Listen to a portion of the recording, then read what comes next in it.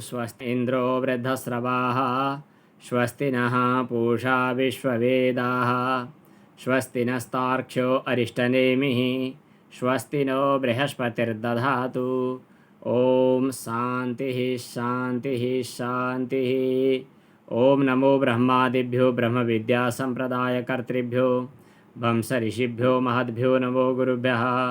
सर्वोपप्लवरहितः प्रज्ञानघनः प्रत्यगर्थो ब्रह्मैवाहमस्मि। ओम अज्ञानतिमिरान्धस्य ज्ञानाञ्जनशलाकया चक्षुरुन्मीलितं येन तस्मै श्रीगुरवे नमः। नारायणसमारम्भां शङ्कराचार्यमध्यमाम् अस्मदाचार्यपर्यन्तां वन्दे गुरुपरम्पराम्। श्री सद्गुरुचरणकमलेभ्यो नमः। सम्पूर्ण गुरुजनहरूलाई सद्गुरुदेव भगवानलाई वन्दना गर्दै हजुरहरू सबैभित्र रहेको प्रत्येक चैतन्य तत्त्वलाई वन्दना गर्दै आज आत्मबोधको सत्सङ्गको श्रृङ्खला सुरु हुन्छ। पहिलो श्लोक हामीले वाचन गरिसकेका छौँ। तपोभि क्षीण पापानां शान्तानां वीतरागिणां मुमुक्षूणाम अपेक्षोयम आत्मबोधो विधीयते। यहाँनेरि 4 साधनहरूको कुरा गऱ्यौँ। साधन चतुष्टय सम्पत्ति, त्यसपछि चाहिँ फेरि हामीले अनुबन्ध चतुष्टय भनेर 4 अनुबन्धको कुरा गऱ्यौँ। सम्बन्ध, अधिकारी, विषय, प्रयोजन भन्ने कुरा। ग्रन्थको आरम्भमा अधिकारी निरूपण, कस्ता खाले अधिकारीहरू ग्रन्थ पढ्नका लागि योग्य हुन्छन् भन्ने कुरा पनि हामीले यो श्लोकको आधारमा विचार गरिसक्यौँ। त्यसपछि चाहिँ पापहरू के कति हुन्छन्, तपोभि तपस्याहरूद्वारा पाप नाश कसरी हुन्छ, तपस्या भन्नाले नित्य नैमित्तिक आदि अनुष्ठानहरू, अनि त्यसपछि चाहिँ तिनीहरूले क्षीण पापानां, पाप भन्नाले विभिन्न किसिमका चाहिँ दुरित शब्दद्वारा बताइने विभिन्न नरकको नामबाट अथवा नरकको भोगका लागि तयार गरिएका भनिएका शास्त्रमा आएका पापहरू तिनीहरू क्षीण हुन्छन् भन्ने कुरा आयो। विशेष गरी निष्कर्षको रूपमा हामीले बतायौँ जसको राग शान्त भएको छ, वीतराग भइसकेका छन्, यस्ता व्यक्तिहरू चाहिँ अवश्य पनि यो कर्ममा अधिकारी, मतलब यो बोधका निमित्त अधिकारी हुन्छन् भन्ने कुरा पनि हामीले बताइयो। र आत्मबोधो विधीयते यो प्रतिज्ञा वाक्य चाहिँ हामीले सुरुमा वाचन गरेका थियौँ। अब आज दोस्रो श्लोकको शुभारम्भ हुन्छ। आज दोस्रो श्लोकको अभ्यास हुन्छ। हजुरहरूले वाचन गर्नेहरूले गर्न पनि सक्नुहुन्छ, गर्नुहोला। बोधोन्य साधनेभ्यो हि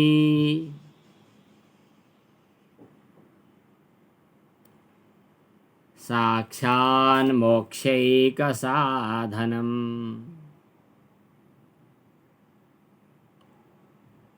पाकस्य बह्निवज् ज्ञानम्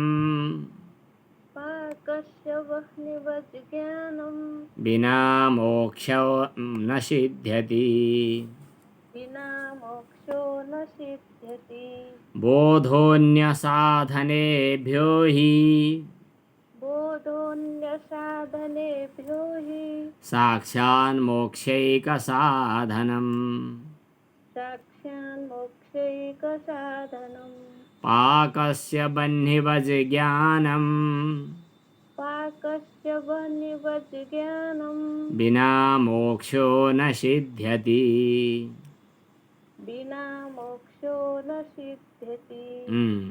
यसको सामान्य अन्वयार्थ पहिला विचार गरौँ।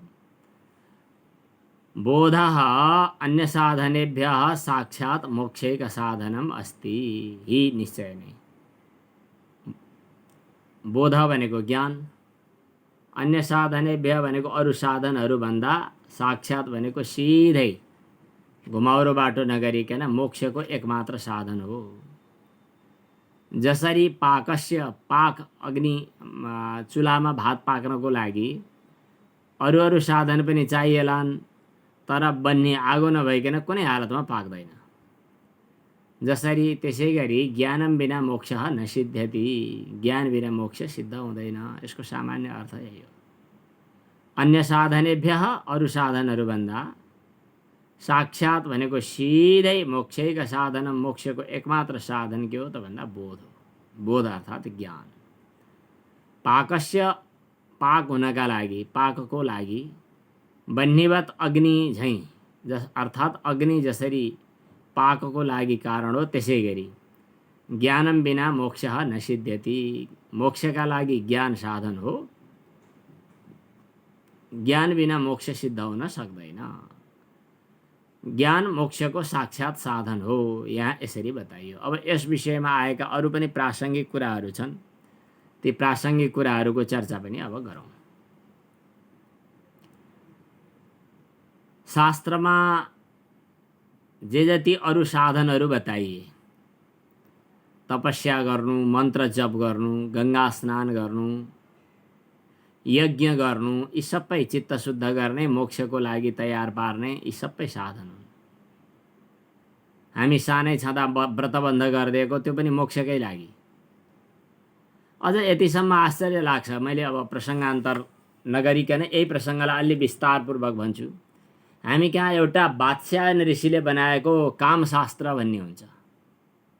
त्यो कामशास्त्र भनेको श्रृङ्गारसँग सम्बन्धित, स्त्री पुरुषको अङ्गवर्णनसँग सम्बन्धित, नारीहरू कति किसिमका हुन्छन्, पुरुषहरू कति किसिमका हुन्छन्, तिनमध्ये कस्ता पुरुषका लागि कस्ता नारीहरू ठिक हुन्छन्, अनि रति भोगमा पूर्ण तृप्ति कसरी प्राप्त हुने, यस्तै यस्तै के लेख्या हुन्छ अरे।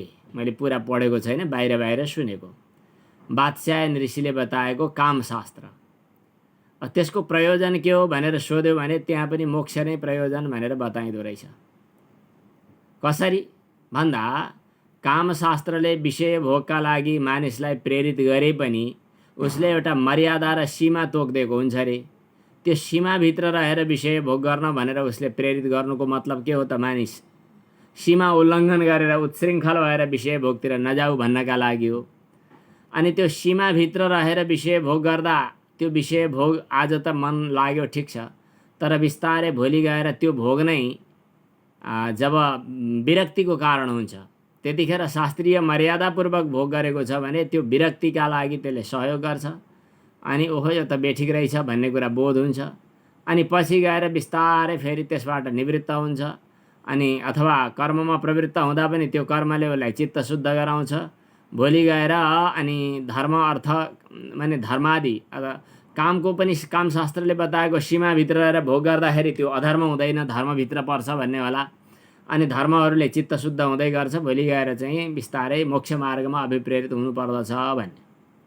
साहित्यशास्त्र पढ्नु, साहित्यशास्त्रमा चाहिँ पनि अङ्गवर्णन र साहित्यिक रसिक कुराहरू धेरै होलान्, तर साहित्यको प्रयोजन के हो भनेर सोध्यो भने आचार्य विश्वनाथले अनि आचार्य मम्मटले बताएका ती श्लोकहरू हेर्दाखेरि चतुर्वर्ग फलावाप्ति काव्यात् अल्पधियामपि काव्यादेव यतस्तेन सुखात् अल्पधियामपि काव्यादेव यतस्तेन तत्स्वरूपम निरूप्यते। काव्य पढेर पनि धर्म अर्थ काम मोक्ष यही प्राप्त गर्ने हो भन्छ।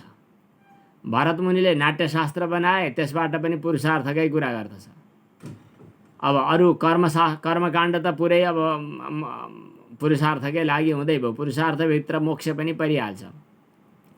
यसको तात्पर्य हामी वैदिक मार्गभित्र रहेर पढिएका, सुनिएका, जानिएका हर शास्त्रहरूमा सबै शास्त्रको प्रयोजन घुमिफिरी मोक्ष नै हो। कर्मकाण्डले बताए अनुसार कर्म मार्गको अवलम्बन गर्नु अथवा कर्म अनुष्ठान गर्नु त्यो पनि मोक्षकै लागि हो।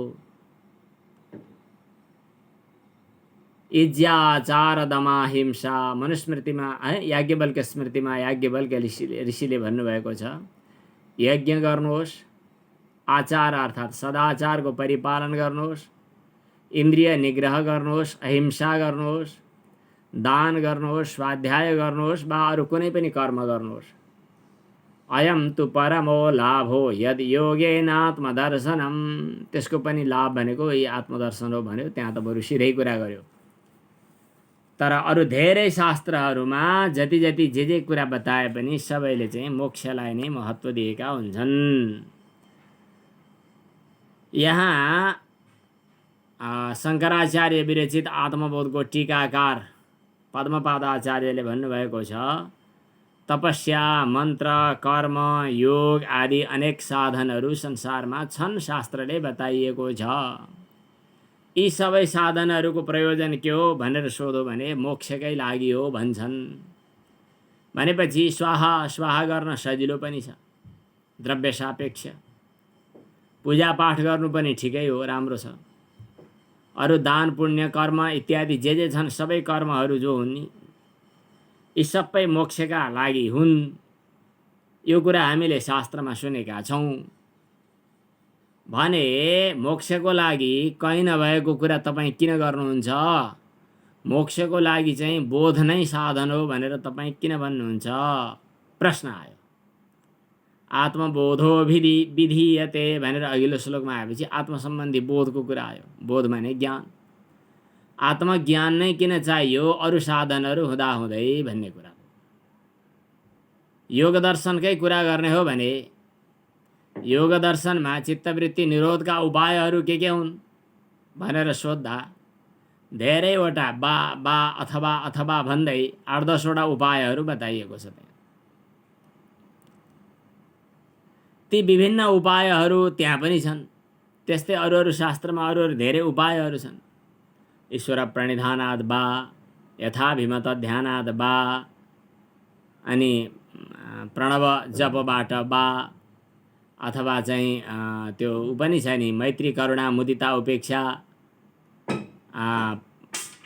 पुण्य सुख दुःख पुण्य विषयाणाम, यस्ताहरूको लागि कहाँ मैत्री गर्नु, कहाँ करुणा गर्नु, कहाँ मुदिता गर्नु, कहाँ उपेक्षा गर्नु, यिनीहरूको अभ्यास गर्नाले अरू पनि धेरै उपायहरू त्यहाँ बताइएको छ। यी धेरै कुराहरू मोक्षको लागि साधनको रूपमा शास्त्रमा बताइएको छ भने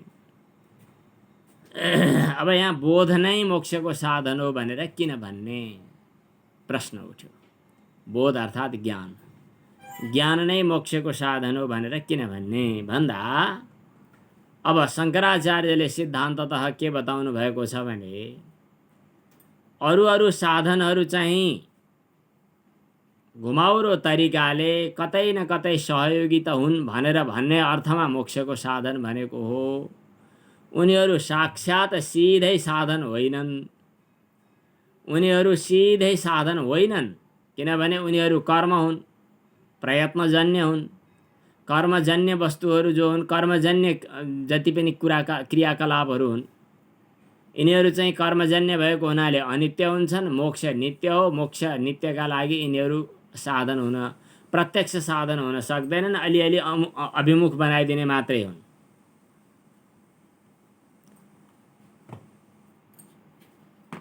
यिनीहरूले बाहिरबाट काम गर्ने हुन्, सिधै साधन होइनन् मोक्षका लागि। अब तपस्या गर्नु, मन्त्र जप गर्नु, कर्म गर्नु अथवा योग साधन गर्नु आदि जति पनि साधन छन् तिनीहरू परम्पराद्वारा घुमाउरो तरिकाले क्रमपूर्वक उसलाई भनिदिएर अनि भनसुन गरेर काम गर्ने भने जस्तै मोक्षको साधन बन्लान्। तर ज्ञान जो हो यो साक्षात साधन हो। स्वयं ज्ञान स्वजन्म मात्रात एव, ज्ञान प्रत्यक्ष रूपमा डाइरेक्ट अज्ञानलाई समूल नाश गर्नका लागि साधन हो। अज्ञानलाई समूल नाश गरेर मुमुक्षुहरूलाई मोक्ष प्राप्त हुने मार्गमा पुर्याइदिन्छन्। त्यसकारणले ज्ञान नै महत्त्वपूर्ण साधन हो, मोक्षको महत्त्वपूर्ण साधन हो भन्ने कुरा।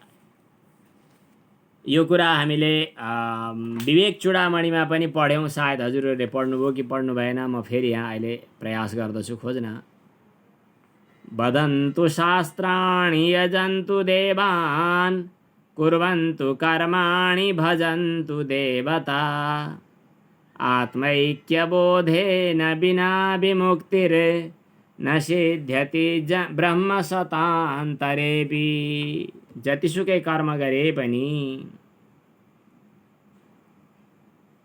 वदन्तु शास्त्राणि, जतिसुकै शास्त्र पढे पनि, यजन्तु देवान्, जतिसुकै देवताको यजन गरे पनि, कुर्वन्तु कर्माणि, जतिसुकै कर्महरू गरे पनि, भजन्तु देवता, जतिसुकै देवी देवताको पूजा पाठ गरे पनि, आत्मैक्य बोधेन, आत्मा र परमात्माको एकताको बोध नभएसम्म विमुक्ति न, मुक्ति हुँदैन। जन्म शतान्तरेपि, सयौं जन्म बिताए पनि।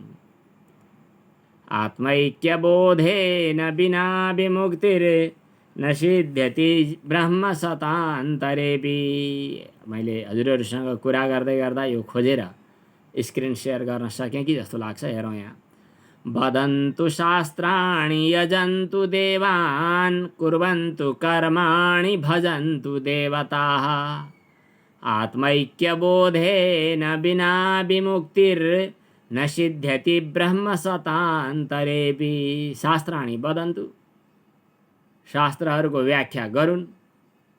शास्त्रहरूको व्याख्या गर्दैमा मोक्ष हुनेवाला छैन। यजन्तु देवान, देवताहरूको यजन पूजा पाठ गरिरहन्। प्रकारान्तरले साधन त हो, तर डाइरेक्ट सिधै साधन होइन। कुर्वन्तु कर्माणि, शास्त्रले बताएका भनेर वा स्वइच्छाले जे भए पनि कर्महरू जति गर्ने हो गरून्। भजन्तु देवता, देवताको भजन पनि गरून्, तर जति गरे पनि आत्मैक्य बोधेन, जीवात्मा र परमात्माको एकताको बोध नहुँदासम्म, आत्मैक्य बोधेन बिना, जीवात्मा र परमात्माको एकताको प्रत्यक्ष बोध, अपरोक्ष साक्षात्कार नहुँदासम्म, ब्रह्म शतान्तरेपि भनेको सयौं ब्रह्म तयार भए पनि, माने सयौं कल्प तयार भए पनि, सयौं ब्रह्माजीको आयु पुरा भए पनि विमुक्तिर्न, मुक्ति हुँदैन। यो कुरा शङ्कराचार्यले भन्नुभयो त पुरा शास्त्रमा कहाँ छ भनेर नभन्नु होला, कि वेदले पनि बताएको छ। अमृतत्वस्य नाशास्ति वित्तेनेत्येव हि श्रुतिः ब्रवीति कर्मणो मुक्तेः अहेतुत्वं स्फुटं यतः एनाहं नामृतास्यां किं तेन कुर्याम्। मैत्रेयीले याज्ञवल्क्यलाई भन्नुभएको बृहदारण्यक उपनिषदमा। याज्ञवल्क्य ऋषिका दुईटी दुलै थिए। एउटीको नाम मैत्रेयी र अर्कीको नाम कात्यायनी। कात्यायनी त अलि सोझी किसिमकी थिइन्। श्रीमानले पतिदेवले जे भन्नुहुन्छ त्यही मान्थिन्। भात पकाएर बस, घरको धन्दा गर भने पनि मान्नी। नयाँ साडी नयाँ कपडा ल्याइदियो भने दङ्ग पर्ने, मक्ख पर्ने, बस्नी, खुसी हुने। पति सेवा गर्थिन्, तर त्यति ज्ञानको क्षमता त्यति थिएन। अर्की मैत्रेयी चाहिँ बहुत तगडा थिइन्। उनलाई चाहिँ यो ब्रह्म विचार सम्बन्धी कुराहरूको जिज्ञासा हुन्थ्यो, मनभित्र थियो पहिले पनि। याज्ञवल्क्यका अरू विभिन्न कुराहरू, याज्ञवल्क्यको जीवनी पढ्दा रमाइलो लाग्छ। याज्ञवल्क्यले कतिपय आविष्कारका कुराहरू गरेको, कतिपय अरू गुरुकुल सञ्चालन गरेको, चेलाहरूलाई पढाएको, अरू याज्ञवल्क्यका कुराहरू धेरै छन्। तर अब जीवनलाई यसरी बर्बाद गर्नु हुँदैन। जसरी एकजना साधिकाले, सायद गङ्गाजीले हो कि कसले भन्दै हुनुहुन्थ्यो, समाजको लागि मैले धेरै गरेँ अथवा के अरू परिवारको लागि मैले गरेँ, अब चाहिँ म आफ्नो लागि केही गर्नुपर्दछ भन्नेतिर लागेको छु भन्नुहुन्थ्यो। याज्ञवल्क्यले विचार गर्नुभयो कि अब मैले आफ्नो लागि केही गर्नुपर्दछ। अब यो सबै छोडेर गृहस्थ आश्रमको बिचमै बस्दा ज्ञान पक्कै हुन्छ भनेर भन्न पनि मिल्दैन, छोड्नै पर्छ भन्न पनि मिल्दैन। कुरो त गहिरो छ, तर आसक्तिबाट त अलग हुनै पर्छ। याज्ञवल्क्यको मनमा लाग्यो कि मैले यो सब छोडेर जानुपर्दछ। आफ्नी पत्नीलाई चाहिँ जम्मा पारेर अनि हिसाब किताब गरेर बाँडफाँड गरेर, ल दुईटी मिलेर बस, यो सम्पत्ति यहाँ छ, लेनदेन यहाँ छ, यति कुरा यहाँ छ, साटफेर गर्ने कुरा यहाँ छ, खानेकुरा तिमीहरूको व्यवस्था यो भयो। किन परिवार भइसकेपछि त बिचमा पारेर छोड्न हुँदैन। जिम्मेवारी बाँडफाँड गरेर पैसो सैसो धन सम्पत्ति सबै दिएर ल यति यति काम गर्नु भनेर जिम्मा दिएर याज्ञवल्क्य आफू चाहिँ योग साधनामा हिँड्ने विचार गर्नुभयो। हिँड्ने विचार गरिसकेपछि उनले भनिन् कि मैत्रेयीले भनिन् कि हजुर किन जाँदै हुनुहुन्छ? याज्ञवल्क्यले भन्नुभयो अमृतत्वको खोजीका लागि म जान्छु। मैत्रेयीले भन्नुभयो त्यो अमरत्व अमृतत्व प्राप्त गर्न यहीँ बस्दा हुँदैन र पुगिसरी आएकै छ, खाना लाउन पुगेकै छ, कहीँ जान पर्छ र? याज्ञवल्क्यले भन्नुभयो नवित्तेन तर्पणीयो मनुष्य, के छ नि, सम्पत्तिद्वारा त्यो प्राप्त हुनेवाला छैन। सम्पत्तिद्वारा प्राप्त हुँदैन त्यो अमृतत्व भने हजुर जुन अमृतत्वको खोजीका लागि हिँड्दै हुनुहुन्छ त्यो अमृतत्व सम्पत्तिबाट प्राप्त हुँदैन भने मैले त्यो सम्पत्ति पाएर के गर्ने? किमहम तेन कुर्याम येनाहम नामृतास्याम। जुन सम्पत्ति प्राप्त गरेर मलाई अमृतत्व प्राप्त चाहिँ हुँदैन भने त्यस्तो सम्पत्तिले मलाई के गर्ने? मैले के गर्ने? मलाई यो चाहिएन भनेर उनले भनिन्।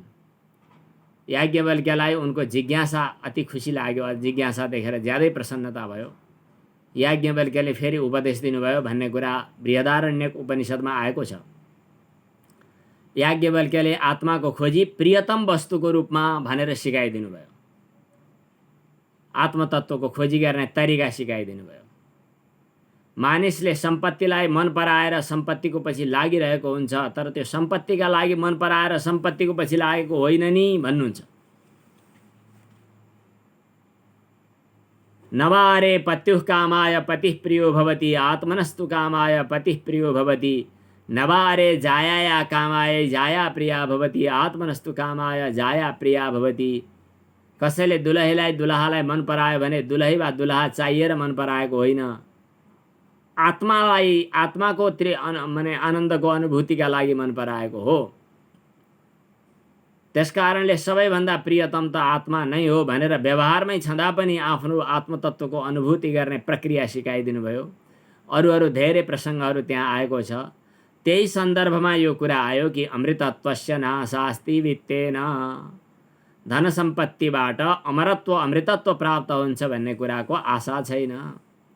हि निश्चय नै श्रुति ही वेदले ब्रवीति भनेको बताएको छ कि कर्मणः मुक्ते अहेतुत्वम, कर्म मुक्तिको हेतु होइन भन्ने कुरा स्पष्ट बताएको छ।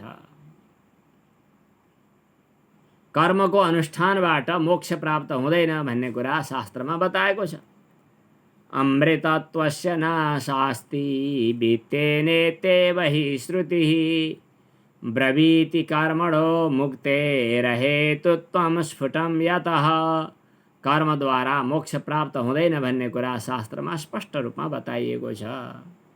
ब्रवीति कर्मणो मुक्तेः अहेतुत्वं स्फुटं यतः।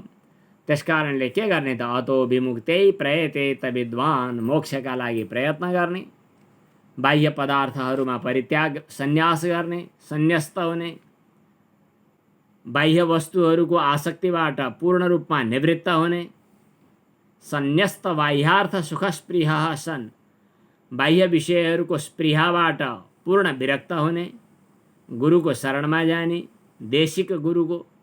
कस्ता गुरु? श्रोत्रिय र ब्रह्मनिष्ठ दुईटै गुणले युक्त भएका गुरुको शरणमा जाने। श्रोत्रिय भनेको शास्त्रको मर्यादा, शास्त्रको परम्परा पढेको पनि हुनु पर्यो। त्यसपछि चाहिँ ब्रह्मनिष्ठ पनि हुनु पर्यो, शास्त्र पढेर मात्रै हुँदैन। यस्ता श्रोत्रिय ब्रह्मनिष्ठ समित पाणि श्रोत्रियम ब्रह्मनिष्ठम, यस्ता गुरुको शरणमा जाने अनि त्यसपछि बोध प्राप्त गर्ने। यो कुरा अन्यत्र पनि शास्त्रमा बताइएको छ। र नैष्कर्म्य सिद्धिमा मैले प्रसङ्गवशात बताएको, नैष्कर्म्य सिद्धिमा पनि यो कुरा आएको छ कि अरू कर्महरू साधनहरू कस्ता हुन् त भन्दा हाम्रो ब्रह्मलीन स्वामी रामानन्द गिरिजी महाराजले भनिदिनुहुन्थ्यो, बिहे गर्ने भनेर निम्तो आयो कसैको, जन्त जानका लागि मान्छेहरू आए, जन्त जाने भयो, सब गए, कोर्टमा रातो फुल घुसाइदिँदो रहेछन्। त्यो जनता जानेको चाहिँ नमुना हुँदो रहेछ। त्यस्तो रातो टिको सिको लगाएर गए, उता पर्छिए अरे, बिहा सिहा गरे, उता बाजा बजाए, नाच्नेहरू नाचे, गफ चुट्नेहरू गफ चुटे, तास खेल्नेहरू तास खेले, अनि अचेल त खानपिनहरूको मस्ती हुँदो रहेछ होटलहरूमा, सब गऱ्यो अरे। अनि त्यसपछि दुलै लिएर फर्किएपछि अब घरका मान्छेहरूसँग चाहिँ रातै परिसक्या भए पनि हस्त हजुर अब जाउँ है भन्नुपर्छ जनता जानेहरूले। हिजो पाहुना भएर बस्या भए पनि आज पाहुना भएर बस्ने चेष्टा नगर्नु, घरकालाई झन्झट हुन्छ। हस्त हजुर भनेर बिदा भएर हिँड्नु पर्यो। अब ती दुईटालाई दुलादुलैलाई घरबाट भित्र पुर्याउन्जेलका लागि जन्ती काम लागे, बाजा काम लागे, अनि के भयो। ती के भन्छ बाजा बजाउनेहरूले पैसाहरू टक्क टोपी थापेर लिने हो कि अथवा के छ, चेक लिने चलन होला अचेल के छ, त्यो सब गरिसकेपछि हस्त हजुर भने अनि उनीहरू सब हिँडे। कृतार्था न्यस्तमायान्ति प्रावृडन्ते घना यथा। यी सम्पूर्ण कर्महरूले, सम्पूर्ण साधनहरूले चित्तलाई आत्मातर्फ अभिमुख बनाउनका लागि चाहिँ काम गर्दछन्। तर जब बोध उपलब्धि, बोध प्राप्त गरेर आफू आत्माराम भएर बस्ने बेला यी सम्पूर्ण कर्महरू चाहिँ कृतार्थ भएर, कृतकृत्य भएर पहिले नै बाहिरबाट नमस्ते गरेर हिँडिसकेका हुन्छन्। अब त्यहाँ बसिरहनु काम छैन, किन तिनीहरूको प्रयोजनै सकियो। अब फेरि सँगै बसिरहनु तिनीहरूको आवश्यकता नै छैन। भेट गराउने सम्मको टाढा टाढाका कुराहरूको कामको सहयोगी चाहिँ हुन् यिनीहरू। तर अब पति पत्नी अथवा कुमार कुमारी अथवा दुला दुलै जे भने पनि उनीहरू भेट भए, उनीहरूको गृहस्थ आश्रम सुरु भयो, अरू सबको काम सकियो। सम्पूर्ण कर्महरू चाहिँ बोधोपलब्धिका समयमा कुनै काम छैन, यिनीहरू निवृत्त भएर जान्छन्। त्यसकारण अरू साधनको चर्चा शास्त्रमा भए तापनि अरू शास्त्रहरू महत्त्वपूर्ण छैनन्। बोधोन्य साधनेभ्यो हि, अन्य साधनहरूभन्दा बोध नै साक्षात भनेको डाइरेक्ट सिधै मोक्षको एक मात्र साधन हो, अर्को साधन छैन। अब आयो कुरा, हजुरहरूले पढ्नु भएको होला, गीताको तेस्रो अध्यायमा एउटा श्लोक आएको छ, कर्मणैव हि संसिद्धिम् आस्थिता जनकादयः। पढ्नु भएको छ होला यो। कर्मणैव हि संसिद्धिम् आस्थिता जनकादयः लोकसंग्रहमेवापि सम्पश्यन् कर्तुमर्हसि। यो श्लोकले के भन्छ? कर्मणा एव जनकादयः संसिद्धिं गच्छन्ति, आस्थिताः सन्ति। जनक राजा ज्ञानी थिए, तर कहाँ कसरी कर्ममा रहेर, कर्मको बीचमा रहेर, व्यवहारको बीचमा रहेर। भगवत गीतामा बताइयो कि कर्मद्वारा नै सिद्धि प्राप्त हुन्छ। कर्मणैव हि संसिद्धिम् आस्थिता जनकादयः। जनक राजाले कर्मद्वारा नै सिद्धि प्राप्त गरे भनेपछि के हो त? कर्मणा एव, यो कर्मणा तृतीया विभक्ति छ। तृतीय अर्थ साधन, हेतु, हेतु अर्थमा तृतीया, साधन अर्थमा तृतीया हुन्छ। जसरी दण्डेन याति, लट्ठीद्वारा हिँड्छ, उपनेत्रेण पश्यति, चस्मा लगाएर हेर्छ, चमसेन खादति, चम्चाद्वारा खान्छ। खानु क्रियाको साधन चम्चा हो, त्यसकारणले तृतीया लगाइयो, चमसेन खादति। दण्डेन ताडयति, उपनेत्रेण पश्यति, लट्ठीले पिट्छ, चस्माले हेर्छ, कन्दुकेन क्रीडति, भकुण्डोद्वारा खेल्छ। यी साधन हुन्, साधनमा तृतीया हुन्छ। त्यहाँ कर्मणा एव संसिद्धिम् आस्थिता। जनक राजाको सिद्धि भनेको त पक्कै ज्ञान हो। गीतामा बतायो कर्मणा एव, कर्मद्वारा नै सिद्धि प्राप्त गरे भनेपछि कर्म त मोक्षको साधन त रहेछ त भनेर जिज्ञासा हुन्छ। शङ्कराचार्यले आफ्नो शङ्कर भाष्यमा त्यहाँ बताउनु भएको छ, यसलाई दुई कोणबाट हेर्नुपर्दछ, दुई तरिकाबाट। कसरी? यसरी, राजा जनक पहिले नै ज्ञानी थिए भन्ने हो भने एउटा तरिका, राजा जनक पछि ज्ञानी भएका हुन् भन्ने हो भने अर्को तरिका। राजा जनक पहिल्यै ज्ञानी थिए भन्ने हो भने कर्मणा एव उनी कर्मको अनुष्ठान गरेर ज्ञानी भएका होइनन्। ज्ञानी भए पनि कर्मको उनले उपासना गरिरहेका छन्। किन? लोक सङ्ग्रहमेवापि सामान्य लौकिक मानिसहरूले शिक्षा प्राप्त गरून्, उनीहरू बाटो नबिराउन् भन्नका लागि। राजा जनक पहिले ज्ञानी थिए, उनले कर्म गरे, कर्म गर्दा गर्दै पनि सिद्धि प्राप्त गरे जस्तो देखियो, तर उनी पहिले ज्ञानी थिए। तर उनले कर्म किन गरे त भन्दा लोक शिक्षाका लागि। सामान्य सांसारिक मानिसहरू कर्म मार्गमा लागेर चित्त शुद्ध भएर ज्ञानको उचाइमा पुग्न सकुन् भन्ने उद्देश्यले, यो हेतुले आफूलाई आवश्यक नभए पनि लोक सङ्ग्रहका लागि कर्म गर्दिन्थे। कतिपय कुराहरू हामीले हाम्रो गुरु परम्पराबाट, हाम्रो पिताजीबाट, हाम्रा गुरुजनहरूबाट हामीले शिक्षा प्राप्त गर्यौँ। ज्ञानीहरू आफू मुक्त भइकन पनि, सन्ध्योपासना गर्नु नपरिकन पनि लोक शिक्षाको लागि सन्ध्या गरिदिन्छन्। ज्ञान रूपी सूर्य आकाशमा उदाइसकेपछि के को सन्ध्या? सूर्य कि भर्खरी उदाउँदै गरेको हुन पर्यो कि भर्खरी अस्ताउन लागेको हुन पर्यो सन्ध्या गर्न? जब यो बोधरूपी आकाश यो चिदाकाशमा, चिद्रूपी आकाशमा बोधरूपी सूर्य, बोध माने ज्ञान रूपी सूर्य सधैँ मध्याह्नमा जस्तै के भन्छ त्यो टनाटन देखिरहेका छन्, सूर्य प्रकाशित भइरहेका छन् भने नास्तमेति न चोदेति कथम सन्ध्याम उपासमहे।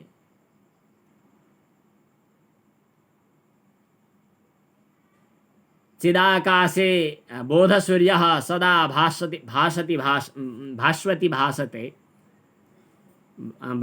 यस्तै के छ, नास्तमेति न चोदेति कथम सन्ध्याम उपासमहे।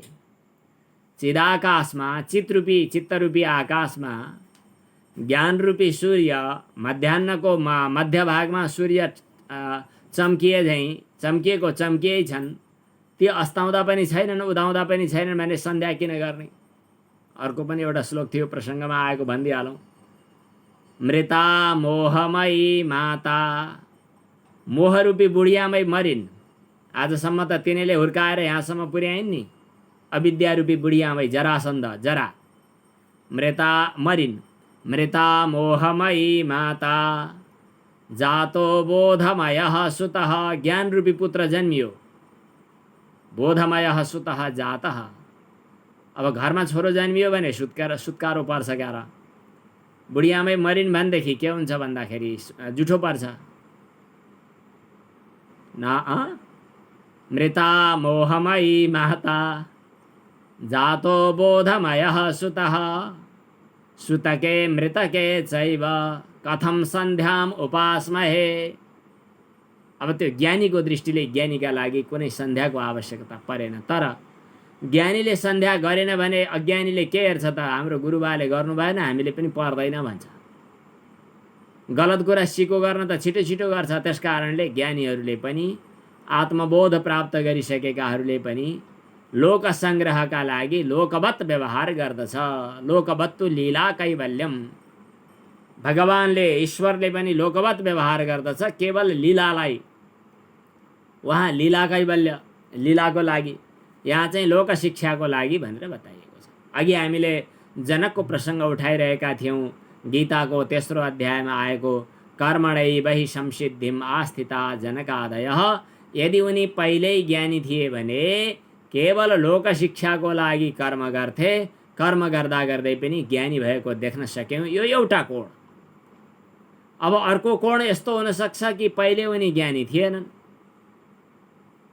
सद्गुरुको सङ्गतबाट ब्रह्मविद्या श्रवण गरेर उनको दृढ वैराग्य थियो, चित्त शुद्ध भएको थियो, उनलाई पछि ज्ञान प्राप्त भयो भन्ने हो भने त्यहाँ कर्मणा एव, कर्मद्वारा नै सिद्धि प्राप्त गरे भनेको साक्षात् कर्मद्वारा सिद्धि प्राप्त गरे भनेको होइन। कर्मद्वारा चित्त शुद्ध भयो अनि ज्ञान उदय भयो अनि सिद्धि प्राप्त गरे भनेको हो। कर्मणैव हि संसिद्धिम भन्ने श्लोकको आधारमा ज्ञान आवश्यक छैन भन्न पाइँदैन। ज्ञानबाट मात्रै मोक्ष सम्भव छ। यो कुरा शङ्कराचार्यले यो श्लोकको आधारमा व्याख्या गर्नुभएको छ गीताको भाष्यमा। कर्मणैव हि संसिद्धिम् आस्थिता जनकादयः। अनि त्यसपछिको श्लोकले पनि यो कुरा पुष्टि गर्छ कि लोकसङ्ग्रहमेवापि सम्पश्यन् कर्तुमर्हसि। लोकसङ्ग्रहका लागि भए पनि हे अर्जुन तिमीले कर्म त गर्नै पर्छ। भगवान कृष्णले अर्जुनलाई घरि कर्म ठुलो घरि ज्ञान ठुलो भनिदिनु भयो। के भन्नुभएको हो भनेर अर्जुन आफैले सोधेका छन् तेस्रो अध्यायको सुरुमा। ज्यायसी चेत कर्मणस्ते मता बुद्धिर्जनार्दन तत्किं कर्मणि घोरे मां नियोजयसि केशव। यदि ज्ञानयोग कर्मभन्दा महत्त्वपूर्ण हो भने मलाई फेरि युद्ध गर भनेर किन भन्नुहुन्छ, कर्म गर किन भन्नुहुन्छ? भगवानले भन्नुभयो दुई किसिमका निष्ठाहरू मैले सृष्टिको आरम्भदेखि नै बताएँ। सांख्यहरूलाई ज्ञानयोग र कर्मयोगीहरूलाई योगीहरूलाई कर्मयोग। सांख्य अर्थात् ज्ञानका अधिकारी त्यस्तालाई ज्ञानयोग र कर्मका अधिकारीहरूलाई कर्मयोग। अहिले तिमीले कर्म गर्नु पर्दछ। यद्यपि तिमी बिस्तारै ज्ञानयोगका अधिकारी बन्नेछौ तर यतिखेर तिमीले कर्म नै गर्नु पर्दछ किनभने अहिले तिमीलाई कर्म नै प्रकरण प्राप्त छ र कर्मकै तिमी अधिकारी हौ भनेर दुईटा विभाग वचन सुनाएर बताइदिनु भएको छ। र निष्काम भावले गरिएका कर्महरू कर्म हुँदैनन् भनेर कर्मण्य कर्मयः पश्येत् अकर्मणि च कर्मयः स बुद्धिमान मनुष्येषु सयुक्तः कृत्स्न कर्म कृत भनेर यो कर्मको रहस्यलाई भगवान श्री कृष्णले बताइदिनु भएको छ। यहाँ प्रसङ्ग उठिरहेको छ कि आत्मबोधो विधीयते भनेर आत्मबोधको आरम्भ गर्ने प्रतिज्ञा गरियो। आत्मकै बोध किन प्रश्न उठ्यो।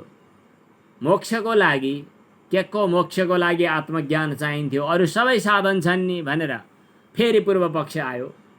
अरू साधनहरू भए पनि तिनीहरूले घुमिफिरिकन घुमाउरो तरिकाले मोक्षमा नजिक नजिक पुर्याइदिने मात्रै हो।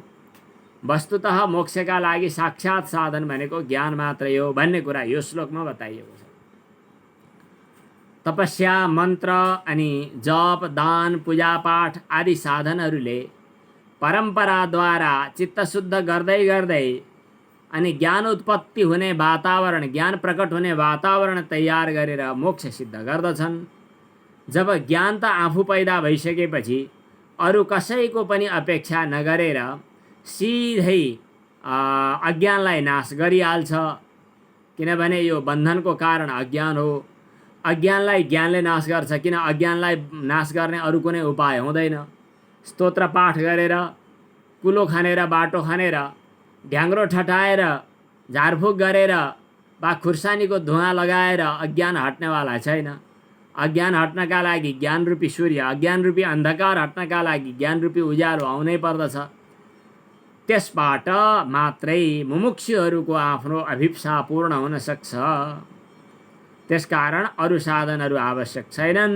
अरू साधनहरूभन्दा ज्ञान नै प्रधान छ। त्यसकारण बोधोन्य साधनेभ्यो हि अन्य साधनेभ्यः अरू साधनहरूभन्दा बोध भनेको ज्ञान नै साक्षात् मोक्षैक साधनम प्रत्यक्ष रूपमा मोक्षको यो साधन हो। अब यसको दृष्टान्त दिनुहुन्छ। अब यो आत्मबोधमा रमाइलो छ कि हरेक प्रसङ्ग हरेक श्लोकमा एक श्लोकमा एउटा एउटा दृष्टान्त रमाइलो हुन्छ। एउटा दृष्टान्त पाकस्य वन्यभज ज्ञानम यथा लोके पाचनक्रियायाः साधनेषु बहुषु सत्स्वपि। भात पकाउनु पर्यो भनिसकेपछि हजुरहरूलाई त त्यहाँ घरमा माताजीहरूले भात पकाएर ठिक्क पारिदिनुहुन्छ होला। खाने बेलामा भात पकाएको छैन भन्दै गएर थर्काएर खुर्क भात खान बसे भयो। पकाउने महिलाहरूलाई आमाहरूलाई पुरुषहरूले पकाउनुहुन्छ भने उहाँहरूलाई कति धेरै झन्झटहरू गर्नुपर्छ। पानीको व्यवस्था गर्नु पर्यो त्यो पनि छोपेको हुनु पर्यो। अनि ग्यासको व्यवस्था गर्नु पर्यो। चुलो ठिकसँग बलेको हुनु पर्यो। एक दिन लाइटर भेटिएन भने कति झन्झट हुन्छ। अनि सलाई चाहियो। यो बर्खाको समयमा सलाई परेन भने के गर्ने। सब्जी चाहियो बेसार चाहियो नुन चाहियो तेल चाहियो, मसला चाहियो, अनि हरेक दिन के चाहियो, कसो चाहियो, यति धेरै कुरा चाहियो कि चाहियोको कुनै सीमा छैन। काष्ठ जल भाण्डादि साधनेषु बहुषु सत्स्वपि। भाँडो चुहिने भयो भने अर्को समस्या, अचेल त ग्यास बल्छ केही छैन, दाउरा चिसा परे भने अर्को समस्या। यति धेरै साधनहरू चाहिने हुँदा हुँदै पनि अरू साधनहरू केका लागि त भन्दा ताउली तताउनका लागि आगो बाल्न अथवा अचेल बिजुली प्रयोग गर्ने हो कि माइक्रो ओभन हो कि अथवा हजुरहरूको ग्यास स्यास हो कि जेसुकै होस्, बन्नी बिना, अग्नि बिना, तापक्रम बिना, तातो बिना पाक हुँदैन। बरु अरू कुराहरूको विकल्प हुन सक्छ। ताउलीको विकल्प कुकर आउन सक्छ होला, माटाकै भाँडामा पनि पाक्न सक्छ। धेरैवटा साधनहरू हुन सक्छन्। अरूको एउटाको विकल्प अर्को हुन सक्छ, त्यो नभए यो हुन सक्छ। माटोको चुलो नभए ओधान हुन सक्छ, ओधान नभए ग्यासको चुलो हुन सक्छ, त्यो नभए माइक्रो ओभन हुन सक्छ, त्यो नभए अर्को केही हुन सक्छ। भिन्न भिन्न उपायहरू अरू केही हुन सक्छन्। तर सबैमा नभई नहुने कुरा भनेको के हो त? पाकक क्रियाको लागि ताप, बन्नी, अग्नि। यथा लोके पाचन क्रियायाम, जसरी लोकमा भात पकाउने कामका लागि काष्ठ जल भाण्डादि साधनेषु बहुषु सत्स्वपि दाउरा चाहियो, भाँडा चाहियो, पानी चाहियो, धेरै साधनहरू चाहिए, मसला चाहियो, नुन चाहियो, तेल चाहियो, के चाहियो, पड्काउने कुराहरू चाहियो। यी विभिन्न कुराहरू चाहिँदा चाहिँदै पनि बन्निम बिना पाक न सिद्ध्यति। अग्नि बिना पाक सिद्ध हुँदैन, त्यो प्रत्यक्ष साधन मानिन्छ। तद्वत् ज्ञानम बिना मोक्ष न सिद्ध्यति, ज्ञान बिना मोक्ष सिद्ध हुँदैन। यो यसको निष्कर्ष हो। बोधोन्य साधनेभ्यो हि साक्षान्मोक्षैक साधनम पाकस्य बन्निवज ज्ञानम बिना मोक्षो न सिद्ध्यति। अब यहाँनिर आइसकेपछि विगतमा कुरा उठिसकेको, हजुरहरूलाई भनिसकेको, अलमल हुने सम्भावना भएको, तर साधकहरूले बुझ्नै पर्ने कुरा के छ भने ज्ञान माने के, बोध माने ज्ञान। हामीले ज्ञानलाई 3 तरिकाले व्याख्या गरेका थियौँ पहिला, सम्झना छ होला? ज्ञान 3 किसिमको हुन्छ भनेर। एउटा स्वरूप ज्ञान, एउटा वृत्ति ज्ञान, एउटा विषयको ज्ञान। विषयको ज्ञान भनेको के हो? घटपटादिको ज्ञान। घैँटोलाई जानो भने पनि ज्ञान भयो, घैँटाको ज्ञान भयो भन्नुहुन्छ। कपडा जान्यो भने पटको ज्ञान भयो भन्नुहुन्छ। यी घटपटादि पदार्थहरूको ज्ञान भनेको के हो त भन्दा विषयको ज्ञान, विषय रूप ज्ञान अथवा विषयको ज्ञान, विषय सम्बन्धी ज्ञान।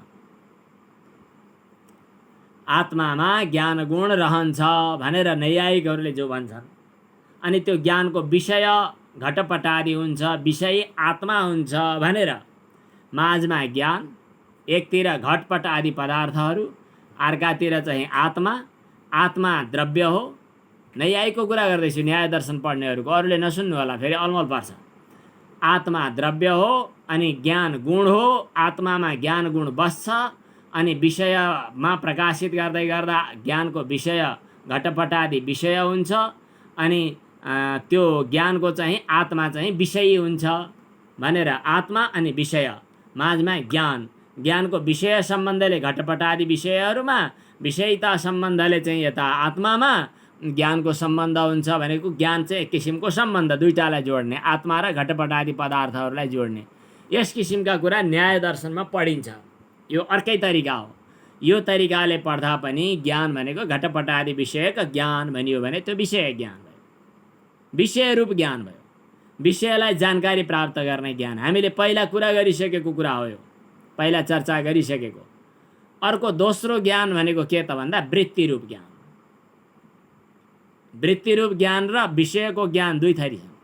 विषयको माने त्यहाँनेर यो विषयको प्रत्यक्ष कि ज्ञानगत प्रत्यक्ष कि विषयगत प्रत्यक्ष भनेर यो वेदान्त परिभाषामा कुरा निकै उठेको छ। त्यहाँ प्रत्यक्ष भयो भन्दै गर्दा पनि ज्ञानको प्रत्यक्ष गर्नुभयो कि विषयको प्रत्यक्ष गर्नुभयो भनेर त्यहाँ निकै छलफल हुन्छ। यसबारेमा धेरै अलमल पर्ने सम्भावना हुन्छ। धेरै गहिरो चिन्तन गरेकाहरूले मात्रै पत्तो लगाउन सक्छन् विषयको ज्ञान भनेको के अरे ज्ञानगत प्रत्यक्ष भनेको के, विषयगत प्रत्यक्ष भनेको के भन्ने कुरा त्यहाँ आएको छ। त्यो कुरा पनि थोरै एउटा छोएको मात्रै। अहिले हामीले ज्ञानलाई 3 ढङ्गले वर्णन गरेका थियौँ। एउटा विषयरूप ज्ञान, एउटा वृत्तिरूप ज्ञान। वृत्तिरूप ज्ञान भनेको के हो त भन्दाखेरि घटपट आदि वस्तुहरूलाई प्रकाशित गर्दा घटाकार अन्तःकरण वृत्ति बन्छ। त्यो वृत्तिले घटलाई क्याप्चर गरेपछि घट प्रकाशित भयो भनेपछि वृत्तिरूप ज्ञान भयो। त्यो वृत्ति भने फोकस मार्ने, इन्द्रिय प्रणालीका द्वारा।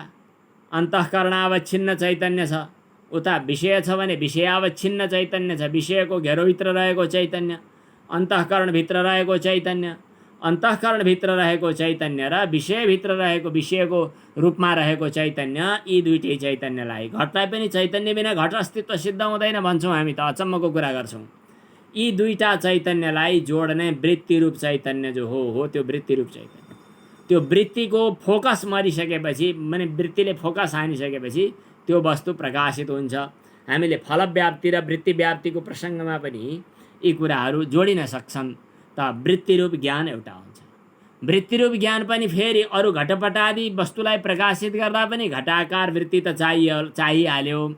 अनि त्यो घटाकार वृत्तिले गएर चाहिँ त्यहाँ भएको अज्ञानलाई धपाउँछ कि त्यो घटलाई प्रकाशित गर्दछ कि, यस विषयमा पनि धेरै छल विवाद विमर्शहरू हुन्छन्। वृत्तिले के काम गर्दछ त? विषयको आवरणलाई हटाइदिन्छ कि विषयलाई प्रकाशित गरिदिन्छ त? यस विषयमा पनि धेरै विचार विमर्शहरू भएको छ। आवरणाभिभवार्था वृत्ति के अरे आवरणलाई हटाउने वृत्ति अनि वस्तुलाई अभिव्यक्त गर्नका लागि वृत्ति, यी कुराहरूमा धेरै वेदान्तकै सम्प्रदायभित्र, वेदान्तकै मान्यताभित्र यी अलग अलग विषयहरू आएका छन्। वृत्तिको बारेमा धेरै गहिरो चर्चा छ। घटाकार पटाकार वृत्तिहरू भयो भने विषय तदाकार वृत्ति भयो। अब त्यस्तै अन्त्यमा ब्रह्मलाई विषय गर्ने जो वृत्ति हो त्यसलाई ब्रह्माकार वृत्ति भनिन्छ। ब्रह्माकार वृत्ति भयो भने पनि त्यो वृत्त्यारूढ ज्ञान भयो, वृत्तिरूप ज्ञान भयो। वृत्त्यारूढ ज्ञान पनि नभनौँ, वृत्तिरूप ज्ञान भनौँ। पहिला विषयरूप ज्ञान, घटादि विषयको ज्ञान, अनि दोस्रो वृत्तिरूप ज्ञान। अब तेस्रो ज्ञान भनेको स्वरूप ज्ञान। स्वरूप ज्ञान भनेर कहाँनेरि बुझ्ने त भन्दा सत्यम ज्ञानम अनन्तम ब्रह्म, आत्माको आफ्नो स्वरूप नै ज्ञान हो भनेर बुझ्ने। अर्थात् ज्ञान भन्नु आत्मा भन्नु एउटै हो, आनन्द भन्नु आत्मा भन्नु एउटै हो, चेतना भन्नु आत्मा भन्नु एउटै हो। आत्माका 3टा लक्षण सच्चित आनन्द। हाम्रो प्रतीतिमा चाहे उल्टै प्रतीति किन नहोस्, हामीले बुझ्ने बेला उल्टै बुझेको किन नहोस्, असत जड र दुःखरूप भनेर आफूलाई अनुभव गरेको किन नहोस्, तर उल्टो त्यसको हुनुपर्ने के हो, वास्तविक कुरा के हो, आत्मा आफ्नो स्वरूप नै सत हो। आत्माको आफ्नो स्वरूप नै, आत्माको स्वरूप भन्नका लागि भनेको आत्मा स्वयं सत हो। आत्माको स्वरूप भन्न पनि मिल्दैन, आत्मा स्वयं सत हो, आत्मा स्वयं चित हो, आत्मा स्वयं आनन्द हो। यस प्रकार चित माने ज्ञान, ज्ञान नै आत्मा हो, आत्मा नै ज्ञान हो। यो आत्मा ज्ञान भनेर एउटै भनेर बुझ्नु अथवा आफ्नो स्वरूपको अनुभव गर्नु, ज्ञानरूप आफ्नो स्वरूपलाई अनुभव गर्नु, यो चाहिँ के हो त भन्दाखेरि स्वरूप ज्ञान हो। ज्ञान शब्दको प्रयोग गर्दा कहीँ स्वरूप ज्ञानमा ज्ञानको प्रयोग भएको छ, स्वरूपको अर्थमा ज्ञानको शब्दको प्रयोग भएको छ, कहीँ वृत्तिको रूपमा ज्ञान शब्दको प्रयोग भएको छ, कहीँ चाहिँ घटपट आदि वस्तुहरूका सामान्य ज्ञानलाई पनि ज्ञान शब्दको प्रयोग भएको छ। चण्डीमा एउटा श्लोक आउँछ, ज्ञाने पिसति पश्यैतान् पताङ्गान्छा बचन्चुषु। कस्तो असजिलो छ यो श्लोक। पुतली के अरे ती चराका बचेराहरूले आमा आउँछिन् चारो ल्याउँछिन् भनेर गरेर बसिरहेको हुन्छ। थाहा नपाएको भए, नचिन्ने भए, कसरी आमा आउँदा खुसी हुने, मुख गर्ने इत्यादि गर्थे। ज्ञान छ नि तिनीहरूमा पनि। त्यो ज्ञान के हो? विषयको ज्ञान हो, सामान्य ज्ञान। अनि वृत्तिरूप ज्ञान, वृत्तिरूप ज्ञान चाहिँ ब्रह्माकार वृत्तिसम्म पर्यवसित छ। अनि स्वरूप ज्ञान भनेको चाहिँ आफ्नो स्वरूप भयो। यी 3 अर्थमा ज्ञान। अहिले हामी चाहिँ पाकस्य बन्नेबाज ज्ञानम बिना मोक्षो न सिद्ध्यति। यहाँनिर ज्ञान शब्दको प्रयोग कहाँनिर भएको छ त भन्दा ब्रह्माकार वृत्ति, यहाँ ब्रह्माकार वृत्ति रूप ज्ञानलाई भनिएको छ। ब्रह्माकार वृत्तिले के गर्दछ त भन्दाखेरि इतर वृत्तिलाई उपशमन गर्दछ, अरू अज्ञानलाई नष्ट गरिदिन्छ। अनि प्रत्येक बोधो वैशिष्यते, अनि स्वरूप बोध बाँकी रहन्छ, स्वरूप बोधमा पुर्याइदिन्छ। अनि ऊ आफै चाहिँ आगो बलिसकेपछि आगो आफै दाउराहरू डढिसकेपछि दाउराहरू पनि आफै उपशम हुन्छन्, अग्नि पनि आफै उपशम हुन्छ भने जस्तै त्यो वृत्तिरूप ज्ञान पनि ब्रह्मरूप स्वरूप ज्ञानमा विलिन हुन्छ। स्वरूप ज्ञानमा वृत्तिरूप ज्ञान पनि विलिन हुन्छ। जब हामी साधनको कुरा गर्दछौँ त्यतिखेर त्यो वृत्तिरूप ज्ञान हो, जब साध्यको कुरा गर्दछौँ त्यतिखेर त्यो स्वरूप ज्ञान हो। यो वृत्तिरूप ज्ञानले के गर्दछ त शङ्कराचार्यले बारम्बार भन्नुभएको छ कि मोक्षको साक्षात साधन हो। मोक्ष प्रतिबन्धक जो अविद्या हो, अज्ञान हो, त्यसलाई चाहिँ ज्ञानले चाहिँ नष्ट गरिदिन्छ। अविद्यालाई नष्ट गर्ने त ज्ञानै त हो नि, अविद्या भनेको अज्ञान, अज्ञानलाई नष्ट गरिदिने ज्ञानै हो। कर्म उपासना आदिले चित्तलाई शुद्ध गर्ने, एकाग्र बनाउने काम गर्दछन्। कर्मले के गर्दछ त चित्तलाई मलिन दोषबाट निवृत्त गराउँछ, चोख्याउँछ र शुद्ध बनाउँछ। अनि चाहिँ उपासनाले के गर्दछ त भन्दाखेरि विक्षेप दोषबाट शुद्ध बनाउँछ। अर्थात् विक्षिप्त भएको चित्त भनेको चाहिँ विक्षिप्त चित्त, यो योग दर्शनमा पनि आउँछ, क्षिप्त विक्षिप्त मूढ इत्यादि कुराहरू आउँछन् त्यहाँ। विक्षिप्त भएको चित्तलाई एकाग्र बनाउने काम उपासनाले गर्दछ। अनि मलिन भएको चित्तलाई चाहिँ शुद्ध बनाउने काम चाहिँ कर्मले गर्दछ। अनि यी दुईटै कुरा कर्म र उपासनाद्वारा चित्त शुद्ध र एकाग्र भइसकेपछि ज्ञान ज्योति, ज्ञान प्रकाशित हुन कुनै समय लाग्दैन। यस प्रकार ज्ञानद्वारा मोक्ष सिद्ध हुन्छ। अनि त्यसपछि त मोक्ष प्राप्त हुने कुरामा कुनै अलमल भएन। बरु हामीले पहिला भनिसक्यौँ, मोक्ष कहीँ प्राप्त हुने चिज पनि होइन है। फेरि मोक्ष कुनै स्वर्गतिर पातालतिर कतै गएर पाइने चिज पनि होइन है। मोक्ष भनेकै अविद्या निवृत्ति उपलक्षित आत्मा हो, आफ्नो स्वरूप हो भन्ने कुरा हामीले बुझेका छौँ र बुझ्नु पर्दछ। पहिला भन्ने बेलामा मोक्ष प्राप्त गर्ने, मोक्ष प्राप्त गर्ने, मोक्ष प्राप्त गर्ने भन्छौँ। भन्ने बेलामा ज्ञान खोज्ने, ज्ञान चाहियो मलाई, ज्ञान प्राप्त गर्ने भन्ने कुरा हुन्छ। तर बुझ्दै बुझ्दै बुझ्दै गइसकेपछि ब्रह्माकार वृत्ति, ब्रह्मलाई विषयीकृत गर्ने अन्तःकरणको अन्तिम वृत्ति, जुन वृत्तिलाई चरम वृत्ति भनिन्छ, चरमेति भण्यते रामगीता, चरम वृत्ति हुन्छ। त्यो चरम वृत्तिले ब्रह्मलाई विषय गरिसकेपछि त्यो चरम वृत्ति पनि त्यहीँ विलिन भयो। ब्रह्म प्रत्यक्ष बोध मात्र बाँकी रह्यो। त्यसपछि अरू कुनै पनि मोक्ष प्राप्त गर्न कहीँ जानुपर्ने, न मोक्षो न भसः पृष्ठे, आकाशको माथि जानुपर्ने, न पाताले, पातालतिर जानुपर्ने वा अन्यत्र जानुपर्ने छैन भन्ने कुरा शास्त्रमा त्यसरी बताइएको छ। अघिल्लो पटक हाम्रो साधक साधिका कसैले जिज्ञासा राख्नुभयो के मोक्ष सम्भव छ, अहिले नै प्राप्त हुन सक्छ। मोक्षको लागि प्राप्त पहिला हामी भन्छौँ प्राप्त हुन सक्छ, यी साधनहरू गर्नु, चित्त शुद्ध गर्नु, चित्त एकाग्र गर्नु, माने उत्सुकता होस्, अनि त्यो तीव्र मुमुक्षा होस्, अनि बोध प्राप्त हुन्छ, त्यसपछि मोक्ष प्राप्त हुन्छ भनेर मानौँ कतै प्राप्त हुने चिज हो कि झैँ गरिकन पहिला पहिला बताइन्छ। शास्त्रका वचनहरूले पनि त्यसै गरी बताइएका हुन्छन्। हामी अहिले अद्वैत वेदान्त सिद्धान्तको प्रसङ्गलाई विचार गरिरहेका छौँ। अद्वैत वेदान्त सिद्धान्त अनुसार मोक्ष त आफ्नो स्वरूप हो, अज्ञान अविद्याद्वारा कल्पित हो। नक्कलै नक्कलको बिचमा, कल्पितै कल्पितको बिचमा, अज्ञानै अज्ञानको बिचमा कहीँ मोक्ष प्राप्त गर्नु अनौठो केही कुरा हो कि जस्तो लाग्दैछ। जब ज्ञान प्रकाशित हुन्छ, जब जताततै आत्मबोध प्रकाशित हुन्छ, त्यतिखेर मोक्ष आफ्नो स्वरूप हो। मोक्ष आफ्नो, किन बन्धन नै कल्पना हो, बन्धन नै कल्पना मात्र हो भने मोक्ष आफ्नो अज्ञान कल्पित माने अज्ञानको निवृत्ति हो।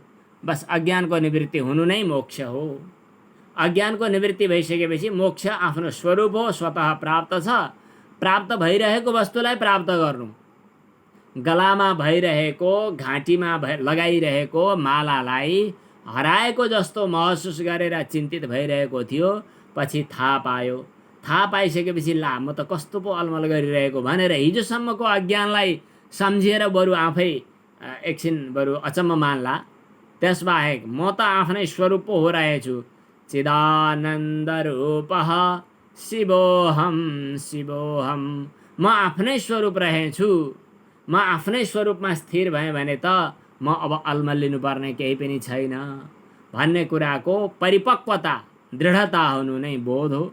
त्यति बोध प्राप्त भइसकेपछि अब मोक्ष प्राप्त गर्न कुनै अलमल छैन, कुनै विलम्ब छैन। बोध हो, त्यसकारणले नै भनियो कि बोध नै मोक्षको साक्षात साधन हो। बोधोन्य साधनेभ्यो हि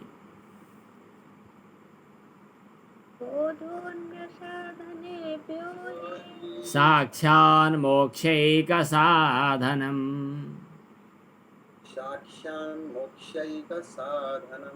पाकस्य बह्निवज् ज्ञानम् विना मोक्षो न सिद्ध्यति।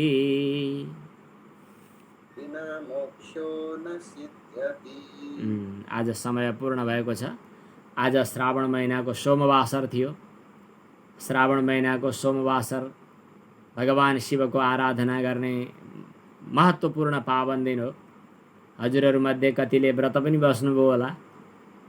दिउँसो फल त खाने मौका पर्यो।